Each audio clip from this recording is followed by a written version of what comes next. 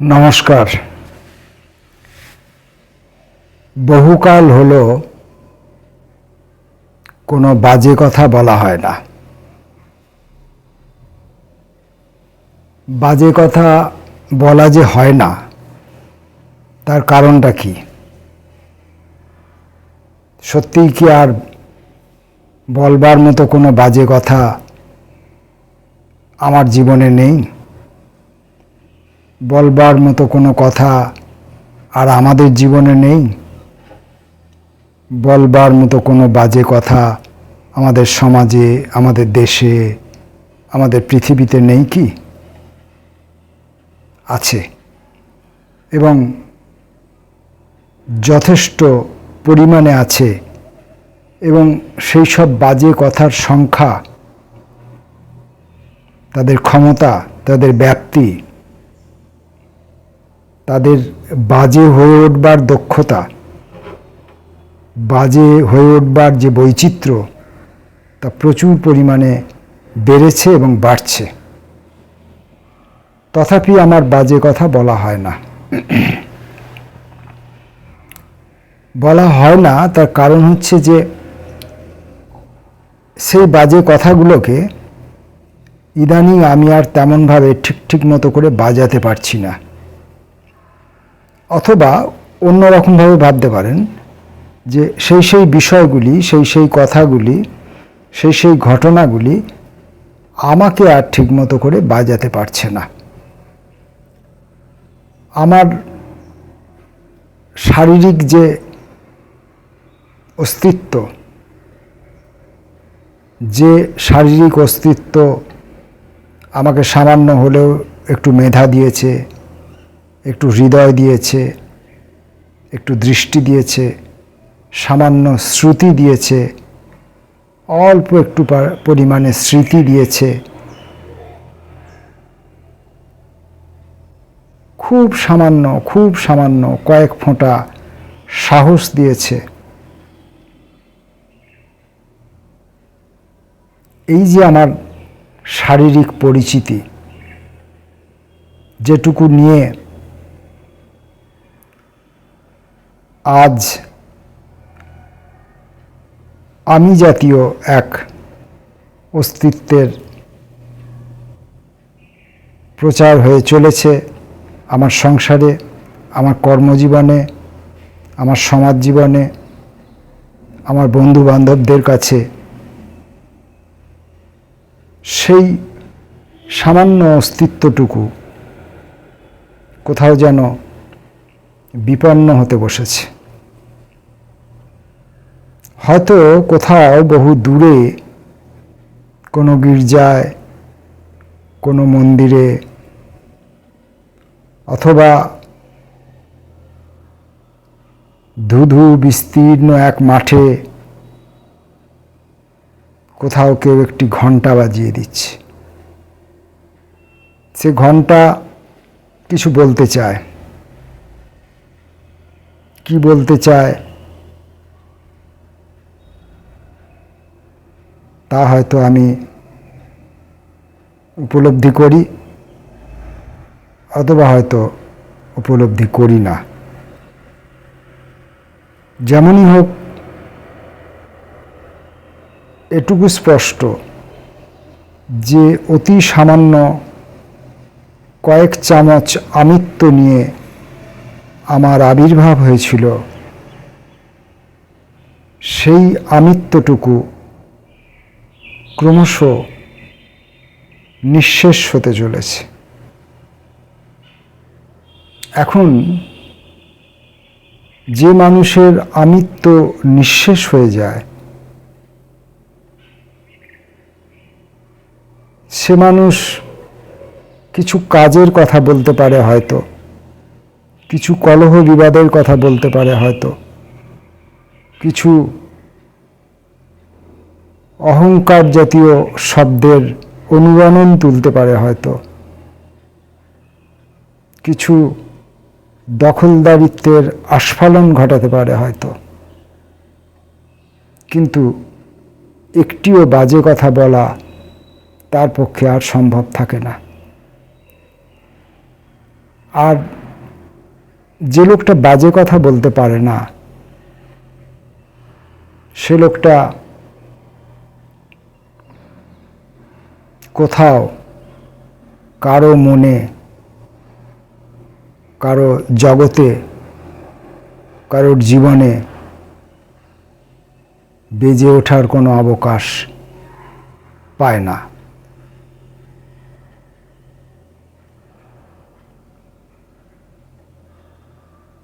পৃথিবীতে এখন চতুর্দিকে দেখুন যুদ্ধের রণদামামা বাজছে। একজন আর একজনের ঘরে ঢুকে হত্যালীলা ঘটিয়ে সগর্বে বুক ফুলিয়ে প্রচার করছে। একটি রাষ্ট্র আরেকটি রাষ্ট্রের অভ্যন্তরে ঢুকে এইসব নারকীয় অহংকার বাস্তবায়িত করছে এবং তার বিজ্ঞাপন করছে।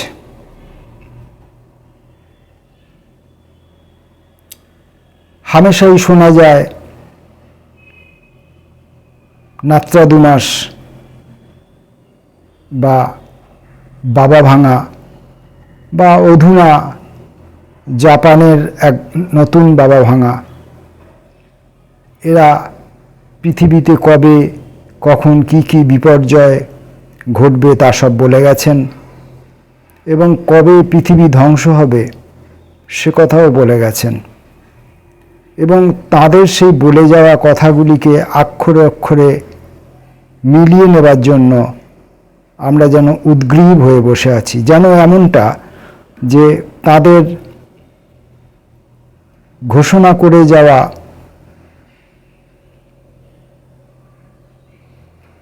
আগে থাকতে তারা যে সম্ভাব্য ধ্বংসের কথা বলছেন, যাকে ভবিষ্যৎবাণী বলে আর কি, করছেন, সেই পৃথিবী ধ্বংস হয়ে যাওয়া বা পৃথিবীর চরম কিছু বিপন্নতার কথা, মানব জাতির ধ্বংস হয়ে যাওয়ার কথা, মানব জাতির চরম অবক্ষয়ের কথা যা তারা ভবিষ্যৎবাণী করে গেছেন, সেটা যদি আমরা কোথাও অক্ষরে অক্ষরে মিলিয়ে নিতে পারি, তাহলে যেন কোথাও আমাদের একটা আত্মতৃপ্তি ঘটে এবং ধ্বংস হয়ে যাবার পরেও আমরা আমাদের অস্তিত্ব নিয়ে সেই ধ্বংস হয়ে যাওয়া পৃথিবী, ধ্বংস হয়ে যাওয়া সভ্যতাকে আমরা পর্যবেক্ষণ করতে পারবো, আমরা উপলব্ধি করতে পারবো, যেন ধ্বংসটা আমি বাদ দিয়ে আর বাকি সব কিছুর হবে। অন্যের ধ্বংসে আমি যেন সমৃদ্ধশালী হয়ে উঠব। সংবাদ মাধ্যমগুলোর দিকে যদি তাকান, টিভি চ্যানেলে দেখবেন প্রায়শই তারা পৃথিবী ধ্বংস হয়ে যাবে এই জাতীয় বিভিন্ন ঘটনার কথা, সম্ভাবনার কথা বেশ উত্তেজনার সঙ্গে সশব্দে ঘোষণা করছেন, পিছনে একটি আবহ সঙ্গীত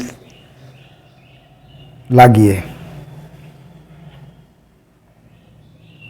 যতটা পরিমাণ মানুষের দৃষ্টি, মানুষের মনোযোগ, মানুষের শ্রুতি আকর্ষণ করা যায়, মানুষকে যতটা পরিমাণ ভীত সন্ত্রস্ত করে তোলা যায়, তাদের টিআরপি ততটা বাড়বে। যেন পৃথিবী ধ্বংস হয়ে যাবার পর ওই সংবাদ চ্যানেলগুলি তাদের টিআরপি উপভোগ করার জন্য টিকে থাকবে।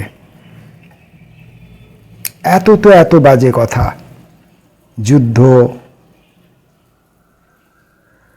অসভ্যতা, মানুষের প্রতি অত্যাচার, নারীর প্রতি পুরুষের অত্যাচার, পুরুষের প্রতি নারীর অত্যাচার, দুর্বলের প্রতি সবলের অত্যাচার, যা চিরকাল হয়ে এসেছে কালে কালে।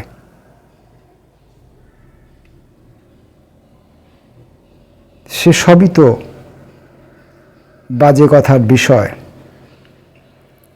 এই সব বাজে কথাগুলোকে যদি গুছিয়ে একত্রিত করে কিছু বাজে চরিত্রকে সামনে দাঁড় করিয়ে বিন্যস্ত করতে পারি, তাহলে তো কয়েকটি কালজয়ী উপন্যাস লেখা হয়ে যেত।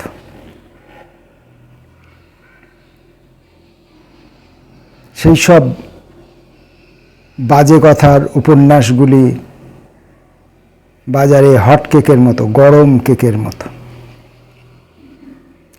আজকাল হয়তো ওই হট কেক শব্দটি অনেক পুরনো হয়ে গেছে।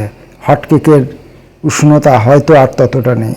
এখন হয়তো অন্য কোনো উপমা ব্যবহার করলে উপযুক্ত হতে পারে। তো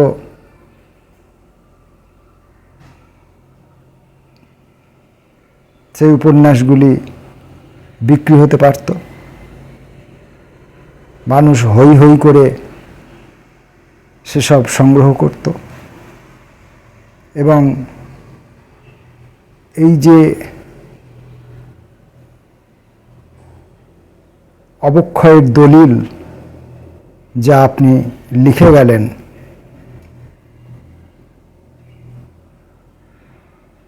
তা মৃত্যুর পরেও যেন আপনি উপভোগ করতে পারবেন,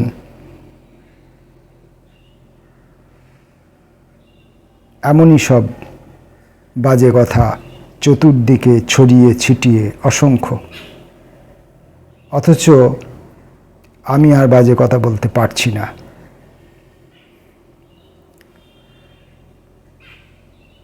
আমি বাজে কথা বলতে পারছি না কারণ আমার চতুর্দিকের পরিবেশ দ্রুত পাল্টে যাচ্ছে। আমি বিপন্ন হচ্ছে না সম্পন্ন হচ্ছে সে বিষয়ে আমি নিশ্চিত নই। টানা কয়েক বছর ধরে, অন্তত বছর 10 ধরে বর্ষার সময়ে বর্ষা হচ্ছিল না। গত বছরও সারা আষাঢ় মাসে, সমস্ত আষাঢ় মাসে বৃষ্টি হয়নি। শ্রাবণের মাঝামাঝি নাগাদ বর্ষা শুরু হয়েছিল। এরকম মনে পড়ছে আমার, যতদূর মনে পড়ে অন্তত বছর 15। আমার ফেসবুক পোস্টগুলোতে গেলে সেগুলোর নমুনা পাওয়া যাবে। কখনো আমি ব্যাঙের বিয়ে দিয়েছি, কখনো আমি এই বিপন্ন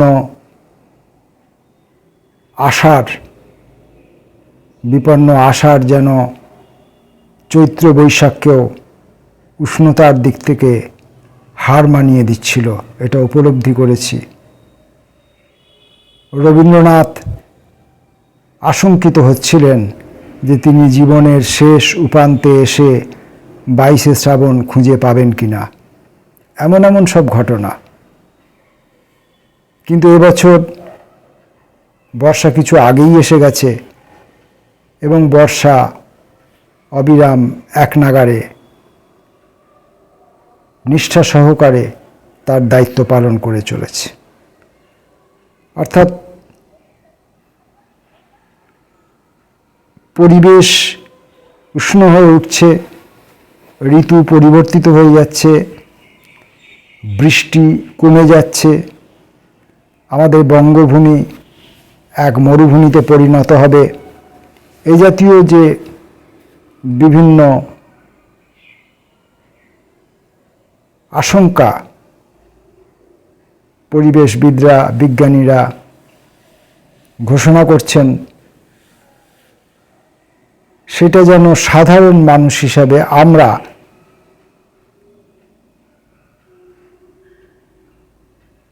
নিজেদেরকে আর ব্যাখ্যা বিশ্লেষণের মধ্যে না গিয়ে শুধুমাত্র বিশ্বাস করায়, আশঙ্কিত হওয়ার প্রবণতায় যে ছিলাম, সেখান থেকে যেন কোথাও একটু সরে এলাম, যেন কোথাও আবার একটু আশার আলো দেখতে পেলাম। অর্থাৎ সংশয় নয়, ভয় নয়, একটা অনিশ্চয়তা, এবং সেই অনিশ্চয়তাটা যে অশুভই হবে তার কোনো মানে নেই, শুভও হতে পারে। আবার যা কিছু আপাতভাবে শুভ তা শেষ পর্যন্ত তো শুভ হয়ও না অনেক সময়। তাই আমরা নিশ্চিত করে কিছু বলতে পারি না যে যা কিছু আজ পৃথিবীতে ঘটছে, যা কিছু আজ দেশে ঘটছে, সেটা পৃথিবীর জন্যে, দেশের জন্য, মানুষের জন্যে ভালো নাকি খারাপ। প্রত্যেকটি কালো রাত্রির পরই একটি নতুন সকাল অপেক্ষা করে থাকে। কখনো কখনো আমরা আশঙ্কিত হই ওই কালো রাত্রিটি অনন্ত হয়ে যাবে কিনা। যদিও আমাদের কাছে আমাদের যে জাগতিক যে জীবন, আমাদের জাগতিক যে অস্তিত্ব, আমাদের জাগতিক যে অভিজ্ঞতা, আমাদের জাগতিক যে উপস্থিতি, তাতে আমরা ওই অনন্ত অন্ধকারের দর্শন আমরা এখনো পাইনি। যেমন চিরকালীন আলোর উদ্ভাসও আমরা কখনো প্রত্যক্ষ করিনি। আলো অন্ধকার পাশাপাশি অবস্থান করে আসছে, যা আমরা দেখে আসছি জীবনভর। কিন্তু কোথাও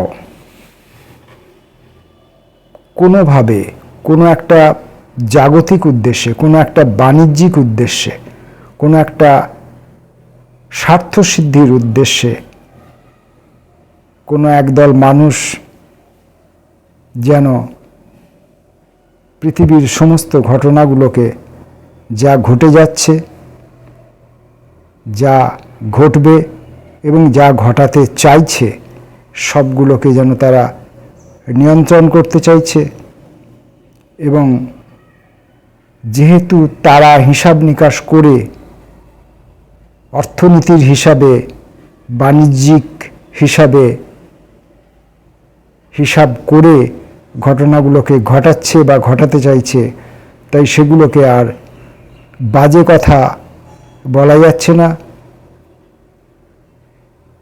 বাজে কথা ভেবে তাদের সঙ্গে আমরা আর নিজেদের আত্মীয়তা খুঁজে পাচ্ছি না, অন্তত আমি পাচ্ছি না। সেই জন্যে পৃথিবীতে এত বাজে ঘটনার সম্মুখীন প্রতিদিন হই। নারীর লাঞ্ছনা, নারীর অপমান, নারী নিজেকে নিজে করছে, পুরুষ করছে, নারী নিজেও নিজেকে করছে। নারী নিজেকে নিজে পণ্য করছে, পুরুষ নিজেকে নিজে কাপুরুষতার আবরণে ঢাকতে চাইছে।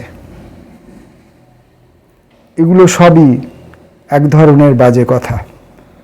কিন্তু এই সব বাজে কথাগুলি আমাকে বাজায় না। আর বাজায় না বলে এই সব কথাগুলো নিয়ে আমি চর্চা করতে পারি না, এই সব কথাগুলো নিয়ে আমি লিখতে পারি না। যখন তা পারি না, তখন একদল সমাজ সচেতন মানুষ, যারা নিজেদের মনে করেন সমাজ সচেতন বলে, সময় সচেতন বলে যারা নিজেদেরকে মনে করেন, যারা রাজনৈতিক সচেতন বলে নিজেদেরকে মনে করেন, তারা দাবি করেন যে আমরা সময় থেকে বিচ্যুত হয়ে পড়ছি, আমরা সমাজ থেকে বিচ্যুত হয়ে পড়ছি, আমরা মানুষের কাছ থেকে দূরে সরে গেছি। আসলে যেটাকে তারা সময় ভাবছেন, যেটাকে তারা সমাজ ভাবছেন, যাদেরকে তারা মানুষ ভাবছেন, আমি এবং আমার মতো কিছু মানুষ হয়তো সেগুলোকে সময়, সমাজ বা মানুষ বলে ভেবে উঠতে পারছি না। যিনি আমার বন্ধু তাকেও আমি বিশ্বাস করতে পারছি না, কারণ শত্রুর সঙ্গে বন্ধুর কোনো ফারাক আমি খুঁজে পাচ্ছি না। কে শত্রু কে বন্ধু আমি শনাক্ত করতে পারছি না। আমি নিজেকেই শনাক্ত করতে পারছি না। আমি যদি নিজেকে নিজে শনাক্ত না করতে পারি, তাহলে আমার ভেতরে যে সারেঙ্গি আছে, হয়তোবা আছে, যদি থাকে তাকে আমি বাজাতে পারবো না। তাই বহু দিন অতিক্রান্ত হলো, আমি কোনো বাজে কথা আপনাদের সঙ্গে বিনিময় করতে পারছি না, বলতে পারছি না, বলা হয়ে উঠছে না। বাজে কথা বলতে পারছি না, বাজে কথা লিখতে পারছি না, বাজে স্বপ্ন দেখতে পারছি না, বাজে ভাবনা ভাবতে পারছি না। কোনো কিছুই আর হচ্ছে না। একটা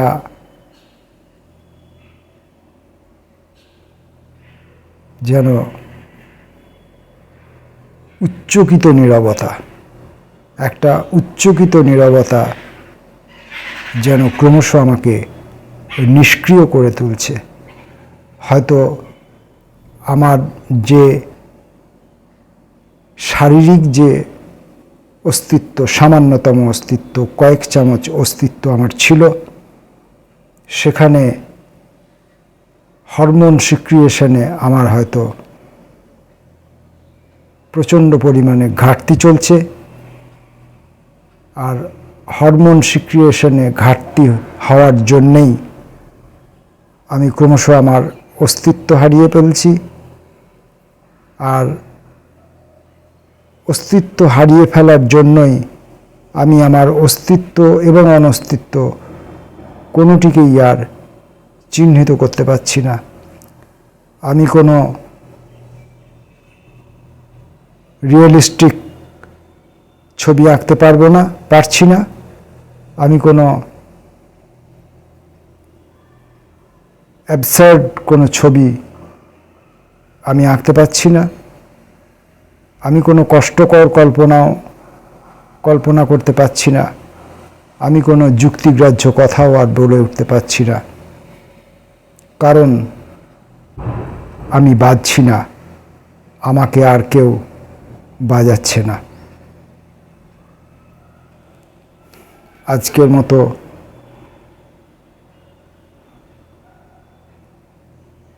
বাজে কথা বিহীন এই 2-4টি বাজে কথা যা আমার এখনই মুখে এলো, আমি বললাম, যদি নিকট ভবিষ্যতে কোনো বাজে কথার বিষয় নিয়ে আসতে পারি, তাহলে সেদিন আবার কিছু কথা হবে।